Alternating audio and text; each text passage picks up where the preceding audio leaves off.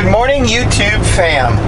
Let me tell you, today is a different sort of a day. I did this last week, so I know what to expect. I didn't film last week because I didn't know what was going to happen, and I don't like wasting my time, or yours, but my time, and then just throwing video away because there's no ending, no happy ending.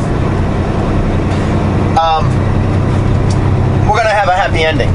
So what we're doing today, I'm going to send up the drone and I'm going to show you guys exactly what's going on from a bird's eye view. But what we're doing today is we're in the Rock Quarry. I guess, I don't know if it's called a rock quarry or pit, whatever. It's a, you know, it's about 15 acres of property with rail tracks, and this is where they store, you know, this is a big giant materials yard. So what's that called? Materials yard? I like that. It's a materials yard. So we're at the material yard today. See how I did that? That's Danology right there. Dan speak. So we're at the material yard, and we're going to be unloading all day rail cars. And so the rail cars come in from wherever they come in from, and they drop it into a pit. And then at the bottom of the pit is a conveyor system, and the conveyor system brings the rock all the way up a system of conveyor belts and drops it here in the middle of the yard where they don't want it, because this particular material that we're hauling, number 4 rock it's called, goes way out there. And when I say way out there, I mean way out there, about 200 feet. Yeah. So it's not a lot of fun. So what we're doing is they have, I think they have 9 rail cars that need to get unloaded today. And the conveyor belt is piling it up here. And then I go and I get loaded at this pile here, and I bring it over there to where they want it stored. And that's where they sell it from. So when people come in and they need number 4 rock, they go back there and they get their number 4 rock. Last week I did this in about 6-hour, 7-hour day, and it was 57 trips to get this accomplished. So, but I think we did more rail cars. I'm not sure. But today the yard's much busier. We got 2 loaders, but it's much busier with other traffic. So it's very, very long time to wait between loads sometimes. So, you know, whatever. It is what it is. This will be a 9 or 10-hour day. But it's an easy day. It's just something that's a part of dump trucking. You get a contract.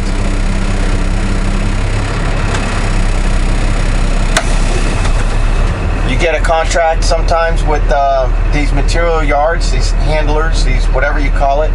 Our company got a sweet little gig. We burn in some hours and get it done. So that's what I'm doing today. From one pile to another. I'm making a small pile really, really big. It's like being on the chain gang, just making big rock small, I guess. But I'm making a small pile big.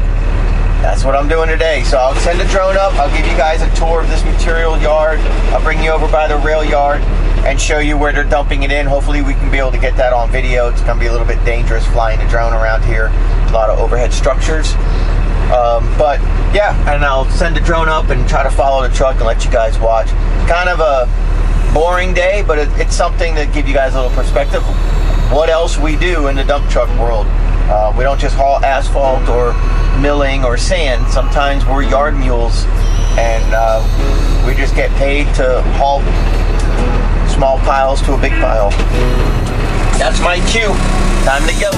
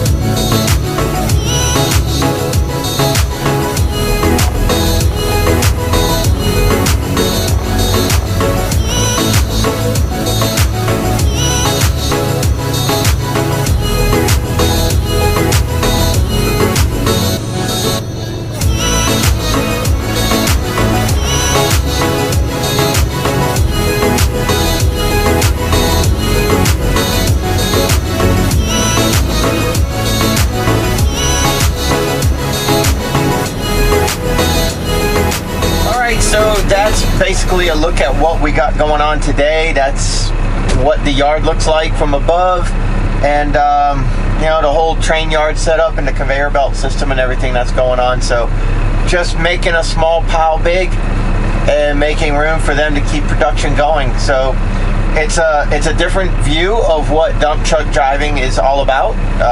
Not just, like I said earlier, hauling asphalt or sand. Sometimes you're just a yard mule burning the clock. And hey, income is income, however you get it.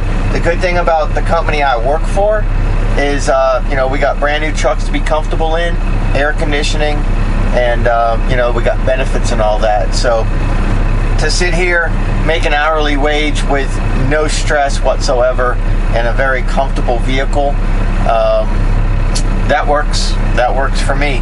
Tomorrow is a very different situation for dump trucking. We're actually going to be driving 4 hours one direction to unload rail cars. It's going to be a big old convoy of us, and we got contracted to go unload rail cars, and we're going to be hauling 4 hours back. So tomorrow it's going to be 9-10 hour days, depending how long we're over there, and rest stops or whatever, because, you know, I don't know who's going, but bladder breaks.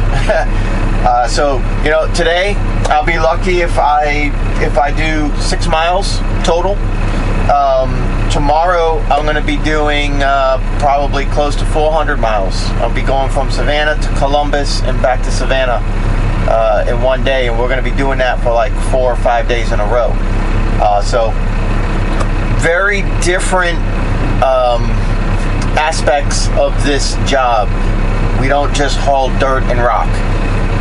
Sometimes we drive far, and sometimes we're yard mules. So I hope you guys got a little something out of this video, got to see what it's like to you know, be a dump truck driver, at least another part of being a dump truck driver. And check back on the next video, and maybe we'll do some highway rolling or something. I don't know. We'll see if I can do some filming this week, some more filming. All right, so I appreciate you guys very much. Thank you, and goodbye.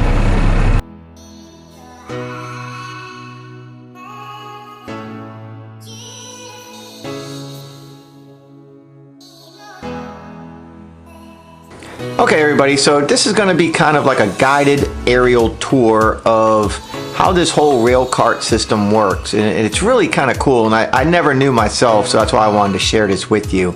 But as you see, we're flying in, we're approaching the rail cars, and this car that's underneath that structure is ready to dump. And so what's going to happen is it's just going to open up its doors underneath and dump into this conveyor belt, and I'll show you that in a second. But as you can see, today we unloaded all of these cars. So the last car to go, they ended up calling it quits for the day for whatever reason. But here's the long conveyor belt system, and we'll go over that going the other direction in a minute. But as you see, this conveyor belt here goes down all the way into the pit underneath that rail car that's full of rock. So the rail car that you're going to see right now would open up its doors, and it's got 2 doors on it, one in the front, one in the back, and it lines up with that conveyor belt, and it empties its contents onto the conveyor belt, and the conveyor belt will go ahead and bring it all the way up this big long structure.